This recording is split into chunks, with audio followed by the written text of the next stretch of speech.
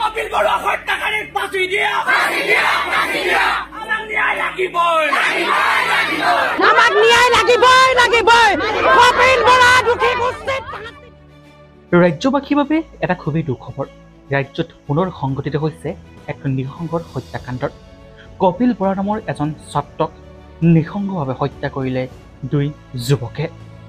উদয়পুৰত সংঘটিত হৈছে মানৱ সমাজক লজ্জাজনিত কৰা এক ভয়ংকৰ ঘটনাৰ যিটো ঘটনাই সমগ্ৰ উদয়পুৰতে এতিয়া উত্তাল প্ৰতিবাদৰ সৃষ্টি হৈছে কপিল বৰা নামৰ এজন ছাত্ৰক দুই যুৱকে ডিঙি কাটি হত্যা কৰিলে ইতিমধ্যে আৰক্ষীয়ে এই ঘটনাৰ সন্দৰ্ভত তদন্তৰ আৰম্ভ কৰিছে স্থানীয় ৰাইজৰ উত্তাল প্ৰতিবাদ দোষীক শাস্তি তথা ফাঁচী দাবীত এতিয়া সমগ্ৰ উদয়পুৰতে এক উত্তাল প্ৰতিবাদৰ সৃষ্টি হৈছে সঁচাকৈ সমগ্ৰ ৰাজ্যবাসীৰ বাবে এয়া এক অতি দুখবৰ